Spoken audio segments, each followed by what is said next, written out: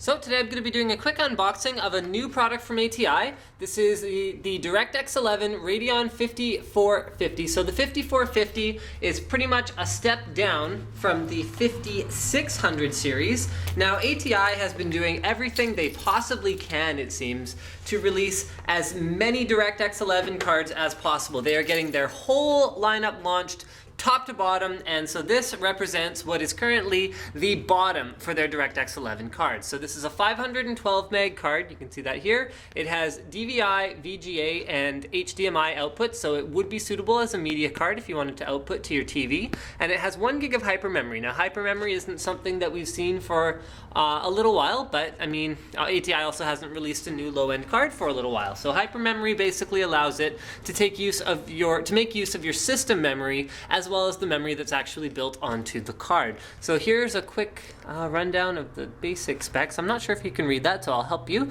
It's a 5450, it's PCI Express 2.1, 40 nanometer process technology, DirectX 11, shader model 5, etc., etc. I mean, even with the gaming features that this card does have, I wouldn't expect to be doing a whole lot of hardcore gaming on it. It is meant more as, you know what, and I've totally missed this, it is meant more as a power-saving green sort of initiative. So one thing that ATI's new 40 nanometer Radeon 5000 series cards have done very well is they have really cut down on the amount of power that they use when they're idling or when they're not actually processing 3D images. So let's just see what we have for accessories here. First of all, we have a quick installation guide.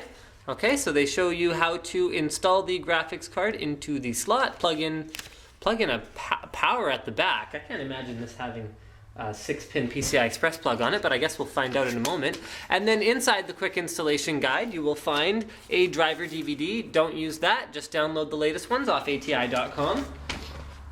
Alright, so let's get this open here. Here is the 5450 itself. That is everything that's in the box, so there's not a whole lot included in terms of accessories, which in theory I guess you won't really need because you can see that the card includes pretty much all of the outputs that you'd want. DisplayPort hasn't really caught on yet, so whether you're running a digital monitor with DVI, your TV, HDMI, or an old CRT monitor, VGA, or really old LCD, I suppose, would also need VGA, you should be pretty much covered. Now this card is passively cooled, which is great for a low power card because that means okay, you're not getting a whole lot of heat put out of it, so that means that heat output from this card, so it means it can be passively cooled, and it also means that it's great for media applications because you're not going to have additional little noisy fans going in your PC. It's also one fewer point of failure. I've seen so many low-end graphics cards fail over the years, and the only thing that died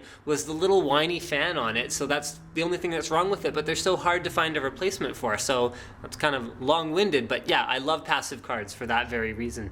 This uses PCI Express 2.1 as they mentioned on the box, so that's a standard PCI Express 16X connector. You can see a couple of RAM chips at the back, and I believe, yeah, there are a couple of RAM chips, not sure if you can see through there, if I angle it just right, there are a couple of RAM chips in there as well as the GPU itself. So thank you for checking out my unboxing of the Powercolor Radeon 3450.